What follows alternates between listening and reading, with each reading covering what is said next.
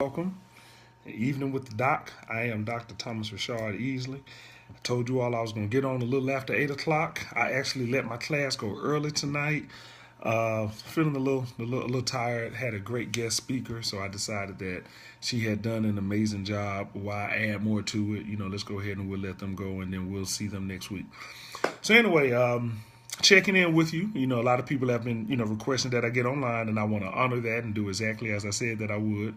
But get on when it works for me. So I'm getting on this evening. I'm going to do my best to kind of get through something, because there's a lot going on today. There's a lot going on today. We just heard about another brother getting shot in Tulsa, Oklahoma. Still information coming out about that. We got the oil spill that happened in Alabama, my home state, over the weekend. It's a lot going on. It's a lot going on, and what I want to do is work to stay positive at least, and kind of talk about a couple of things here. So here's what I want to do. Something cool happened yesterday. I actually met with a good friend of mine. She's a diversity professional, and she this weekend went to a diversity training. And when she finished, I know it's depressing, Janelle. I feel you. So she said when she left it, she was like very, overwhelmed in some ways, like overwhelmed, like had a lot of information or awareness, right? But not the skills. Like, how do I take this information? How do I use it? I guess, how do I use this? So I want to table that. Then I had a student of mine who said that it was a male. He was at a not a diversity. He was at, I guess, a program or something where they were looking at resumes, and on his resume under skills he actually had culturally competent. And I think he said that the facilitator or the leader said that that's not a skill. Now, I'm not here to argue about the etiquette or the mechanics of a resume, because that's not my profession. But what I do know is that actually being culturally competent and using cultural competence is a skill. It takes a skill to be able to do that. Okay, and a lot of people don't have that skill. So what I want to do for a quick moment is I just want to kind of walk you through. I want to kind of just take you through like the mindset of me for a moment. If you don't mind, I just want to walk you through like this is one way of how I kind of process stuff, right? Okay, so here we go. Check this out. I'm going to take my faith. I'm going to take my faith, religion, and I want to try to combine it to something else, okay, socially, and then show you how to use it, and then kind of leave you with a challenge, okay? So, I identify as a Christian. I love reading the Bible. I'm not here to proselytize. I'm not trying to convert anybody. I'm just going to show you how I do this, right? So, anyone who's ever read Matthew 5, Jesus talks about something. In particular, Matthew 5:27, he starts teaching about adultery, and he talks about lust, okay? Adultery and lust, okay? This is what he says. He says, you have heard that it was said by them of old time, thou shalt not commit adultery. But I say unto you that whosoever looketh on a woman to lust after her hath committed adultery with her already in his heart. So you're feeling the way that you're supposed to, you're feeling a way that you're not supposed to feel about someone, and it's more than inappropriate to feel this way. Now I want to put that there, right? Okay, so is it wrong to lust after women, or is it wrong to lust after somebody because of the relationship arrangement, right? Because I think even married people lust after each other. And that probably helps like with the passion that they have when they express their love sexually, right? So is it the lust that's the problem? Or is it the lust and who is being directed at, when it's being directed at them, that's the problem. Now, let's think about this for a minute, lust. If you dwell on something, right? If you dwell on lust for someone that you're not supposed to be lusting on or with, what happens? Your mind goes to a different place, and you actually probably end up doing something that you have no business. If you go back to the Old Testament and you look at King David, he had a son named Absalom, and he had a daughter named Tamar. For those who like the Braxtons, Tamar is up to you, however you want to pronounce it. And Absalom, it says, it's so something. If you look at 2 Samuel 13, it opens up saying that Amnon was so obsessed with Tamar that he became ill. Like, he was so obsessed, like he had his mind so set on getting his own sister that he became ill. That means he dwelled and he dwelled and dwelled on it. So he lusted after someone because something was going on in his heart. And he dwelt on it and dwelt on it until it led to him raping his own sister. Okay. Now, I'm talking about lust, rape, but what I'm really talking about is the mindset and the heart. That's really what I'm really, talking about. So now let's go back to that lust thing, right? Okay, so usually lust starts small, like it's a thought or it's an idea, right? If you dwell on it, what do you end up doing? You probably end up acting on it, right? So that means you do something. Well, then if you act on it and then you continue to act on it, it becomes a habit, right? I'm sure y'all, know this chain of progression. And if something becomes a habit, it can become your character, right? So I'm sure, and anybody else ever heard that? Thought, action, habit, character, right? Thought, action, habit, character. So it's a progression of something that probably needs to be quelled at a very early stage, right? Okay, but it doesn't, and then it grows. Okay, now watch this. Now, switch that. That's the lust part. That's a mindset. I'm dealing with a mindset. Now, let me talk about women for a moment. I grew up in Birmingham, Alabama, and I was raised, of course, by my parents, but my grandparents as well. And my mother is strong, but and she's still alive, and I thank God that I have her. But I want to talk about my grandmother for a moment. See, I grew up in a household where women were not weak, and they weren't seen as weak either. My grandmother in her late 60s and 70s had 3 businesses. She was doing hair, she was cooking, and she had a daycare. I watched this woman take care of other people's children, raise other people's children, grandchildren, take care of the community, take care of a house, take care of her husband, take care of her family, while running 3 businesses. Okay? So I grew up watching a woman, like my image of strength for me comes from my grandmother. Right? She taught me how to cook, clean, take care of myself. She taught me how to basically take care of a house. And she started teaching me at basically age 8 and 9. So I learned really early. So I never had this notion that stayed in my mind about women being weak or being the lesser vessel. I never had that, even though people use the Bible to say that. And there's some things in the Bible that's, that actually support that. But I don't share that. I don't see that. I don't see weak women because I didn't grow up with weak women. My mom is strong. My sister is strong. So that's what I know. So you don't have to worry about me seeing a woman that's weaker than me because all I have seen, especially in my childhood days, were grown, strong women. Okay, boom. But here's something else that I saw.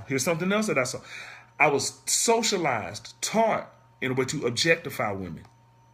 And what's interesting is that I learned that through media, definitely through music, movies, and I got to say it, family, friends, school. Like I learned that, I was socialized, to actually, that like basically it was okay. Going back to the lust thing, to look at a woman and then basically she's the object of my fantasy. Even though that age should not be that, but it's like it's okay to look at a woman like that, man. Hey, you a dude. It's all right to do that.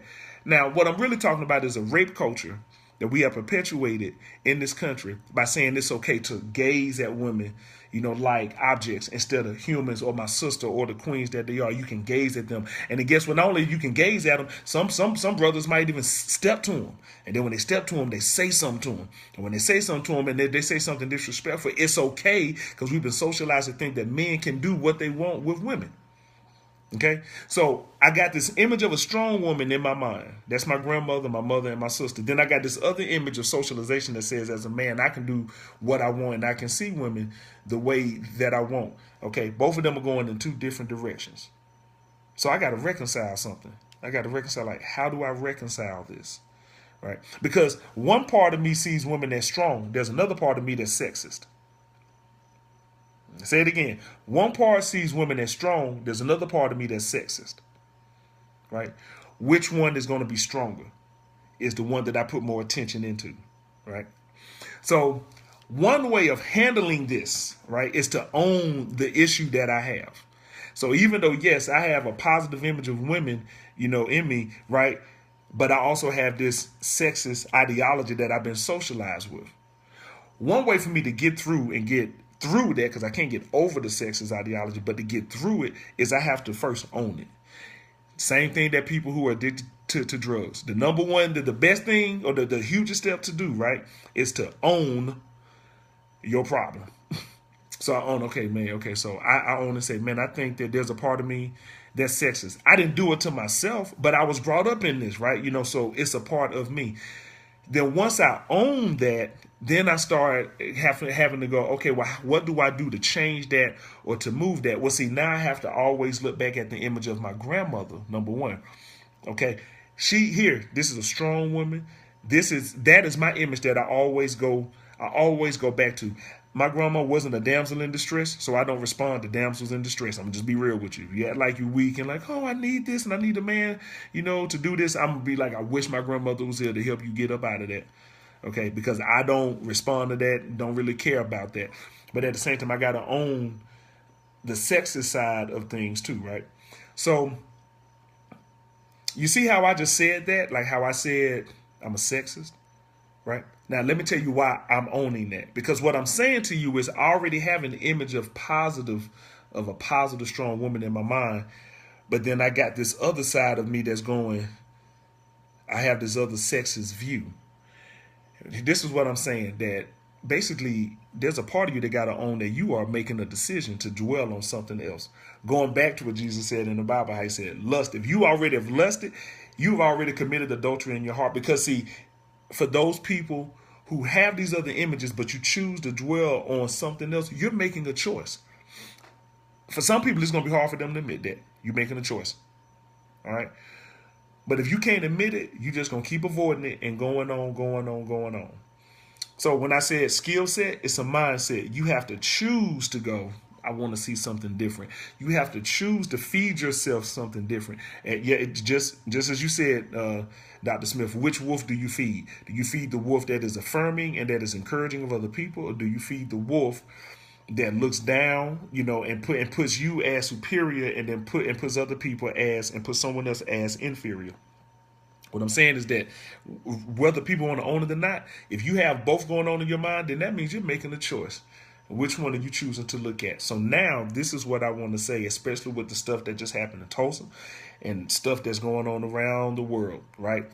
I want to bring it back to race. And I can bring it back to any other identity. We have people out here who are thinking about this stuff, and I guess in a very dichotomous view, or really trying to process it. But they're trying to process it without owning the feelings that they have or the things that they're struggling with inside. You can't process it if you weren't willing to look in the mirror. We can't change it if you're not willing to look at yourself, okay, and own some issues about yourself. You can't change it if you're not willing to face yourself. So just as I said, I had to think about that, right, and process, own the sexist part, but then also remember that I have this strong image of women in my mind. And that means that I have to actively participate or actively engage that part of my mind and continue to think about that, because what I don't want to do is have in my heart this fear, this hatred towards another group of people, and they end up being like Absalom, who lusted after his own sister, and you dwell on it until you pursue her, and then you end up hurting her. And see, that fear that people have towards other groups of people, that inferiority that people have towards other groups of people, that is hurting people. That is leading to people being hurt. I had to talk with a colleague of mine today. He was talking about, what actually happened. And he kind of generalized, he was like, I know that we have good police out there. And I was like, I know we do too. He was like, and man, I just wonder, what's, what is it that we can do? And I told him, I said, it's funny, man. I said, it seems like their fear results in me potentially losing my life. I said, but my fear don't result in nobody defending me. So somebody else's fear can result in someone losing their life. Like, you scared of me, and that means that if you got a gun or you got a weapon, you can come at me and take me out. So your fear results in my death. But does my fear result in somebody protecting me? And so I don't have all of the details about what happened in Oklahoma yet, and I'm sure that I never will. But I'm gonna tell you this: anyone out here that is struggling with that fear towards another group or seeing the group as less than, we got to start calling that stuff out, because it is not helping us. People walking around acting like there's something when they're probably not. Okay, so here's what I'm saying, men. If you sexist, don't act like you got this open mind because you encourage women. And yes, I love women, but you're probably playing seven of them. You're killed for your sister, but you're probably playing 5 different sisters. It's like, really? Come on, y'all. Use your head. Preachers, don't be out here claiming I love God and preaching love and doing that. But when you look at people who are GLBTQ, who identify as GLBTQ, then you're going, oh yeah, but that's wrong. And then and see those folks are going to hell. I'm sorry, that's sick, and that is not love that you're talking. And so my people out here who are struggling with this whole race thing, And I'm like, I need you. We need you. You need you to look at yourself and own. I got some work that I need to do. Own. I'm afraid, or I am unaware. Own it, so we can start to move to the next level. Because when you're able to be vulnerable, open, and true, that's when real change can start to happen. I thank a friend of mine who came by and talked to me yesterday. I won't put his name, his business out there. His brother really made my day yesterday. And as we sat, what I'm saying to you is really what happened between us. So that's why I say it is a skill set. Everybody can do it if they're willing to respect other people and be honest with themselves. You can do it. But you cannot use this skill set if you're not willing to call out your own mess. You cannot use this skill set if you are not willing to look yourself in the mirror and go, you know what, I got a problem. And it can start here or it can start here. And here's the thing, to make this change, you can't just use this. Because too much of this, you're definitely missing the feeling because you're thinking too much. And you can't only just use too much of this. Because if you're feeling too much, you may not even be in control of you. So you got to use them together. You got to use them together. Heart and mind, intelligence as well as feelings, emotional intelligence, okay? And so with that, I'm going to pause, and I got some questions coming in. Y'all make me feel so beautiful. Y'all make me feel so wonderful. But anyway, so let me take some questions here, okay? All right, appreciate that, Janae, Easley TV. Question: how long does it take for you to come to the realization that you must make the conscious effort to face your own issues? Because some people have vastly different life experiences, some tragic that intensify their decisions and poor choices. It's hard to look at yourself and say, I'm part of the problem. How long did it take? Ms. Andrews, well, shoot, I'm 38 right now. I don't know. That's a good question. I think that being surrounded by people who do more internal work helped me out a lot. I have worked with people who like to do the external thing and talk about what other people need to be doing to fix themselves. I avoid those people. Sometimes I avoid them like the plague because they're too busy focusing on things that they can't control. See, the only thing in this world that I can control is me. I think that realization for me came within the last 8 years. I know what it feels like to be ostracized because of something that you don't control or because of something that you don't know. So here's the thing. Since I know what that feels like, I don't want to do that to somebody else, right? Because it's called trifling. If you know better, but you don't do better, So I want to do better. But at the same time, when you're learning information from, I think, people who don't do their own internal work, you can kind of adapt some of their habits, and you can adapt their mindset. So I think that one of the things that happened to me is that I really went internal and started paying more attention to myself. Matter of fact, it's just like this. I told the students this Sunday at church, I said, when you enact your faith or walk in your faith, I know one thing is definitely going to happen when you walk in your faith.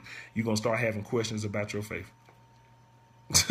So, because you can't walk in your faith and just accept everything if you are a critical thinker. Because some people don't think. Some people just take things as they are and then keep moving. But if you were a thinker, as you were engaged in your faith, things going to start to shift. You're going to start asking your questions like, wait a minute. Like, and I told him, I was like, if we know women bring life into this world and we love women so much, then how can somebody say that a woman shouldn't be speaking in church? If we know that the Spirit is watched all over all of us, then how can we say that a woman shouldn't be speaking in church? And see, because people don't think to challenge, and they get more caught up in the tradition and the words instead of maybe the spiritual intent and looking at the history and the context, I think that's how people get fooled. So I just kind of stopped just taking what people say, just on face value, and I started doing my own research, and it helped me to start looking at myself. How are you systematically addressing the open racism that's happening at your place of employment? Oh, my brother Julius. Okay, well, the way that I'm addressing it, I'm risking getting fired. That's how I'm addressing it, because I'm letting people know, number one, I don't play that, you know what, and I'm definitely calling them out. I mean, I've been there for 12 years, bro, and, I don't mean any disrespect to people who may have this who may have this medical condition. I don't sugarcoat stuff. Sugar leads to diabetes, so I'm tired of sugarcoating things, and I got that from my man B, King Ross. So I want to get credit where credit is due. So one of the ways that I'm systematically addressing open racism, one is that I'm checking myself, because I want to keep checking myself with regard to internal racism and internal oppression. I'm trying to make sure that I don't look at my people in particular. And when I say my people, I'm talking about black and, but also black and brown, that I'm not looking at them with internal racist eyes. And also trying to compare them to me, like trying to, like for example, I've definitely overcome a lot, but one of the things that you can't do is try to compare people to you based on your standards, right? Because everybody's different. So that's one of the ways that I do it. Another way that I systematically address open racism is I actually address other isms as I see them happening. So not just racism, but like if I see sexism happening, I call it out. If I see heterosexism happening, I call it out. If I see disrespect towards different faiths and different religions and beliefs, I call it out. And so really calling out stuff and talking about it is just like working out a muscle. Just like learning about this stuff is just like working a muscle. If you don't work it out, then when things happen, you probably might get silenced and you won't say anything because you don't know what to do. But the more accustomed you get to addressing it and calling it out within yourself, you can start to, you can start to be more open and you can be more vocal. Another way that I'm addressing open racism is by teaching classes that teach people how to combat racism. The diversity and environmental justice classes that I'm teaching and the ecological justice. Got a call, it froze, but I'm back. And then the other thing that I'm also doing is I'm inviting, I realized that what I have done is with the stuff that I'm doing here online and the stuff that I've been doing at work is I've actually helped to create a reputation or an image for myself where people feel that I'm safe to talk to. So I have an open door policy where I let people know that they can come and talk to me, even if they're white and they want to come and share with me that they're afraid of black people. Like you got to have a safe place to actually call it out. You got to have a safe place to actually talk about it because we all got fear and got something brewing inside of us, So someone has to be, as Mandela and Bishop Tutu said when Mandela got out of jail, somebody or some group has to transcend this stuff. And the words that they use, if we don't transcend, then we're no better than them. I don't see myself as better than anyone, but I definitely know that I have to transcend and move past this systemic inertia that continues to keep this BS in place. And I'm calling it exactly what I said. I'm calling it BS. Because in the end, that fear that people have, that ignorance that people are enacting, that's what it is. It's BS. It just, what if I made a statement and I said all white people are something negative, you see? Then what would that make me look like? You see what I'm saying? But this is how people need to understand how racism actually works. See, my fear towards one group of people doesn't impact the whole group of people. My fear towards a group of people is not going to get them thrown in jail, but their fear towards me can probably get me harmed and get me hurt. That's the reason why I said when they're afraid, I end up dead. But when I'm afraid, who actually protects me? So that tells you right there that racism still exists. You know what I'm saying? So I just hold on. I got somebody else. I'm married to a Caucasian amazing guy. While watching the news, because I found myself cursing to the white cops and their comments about the victim.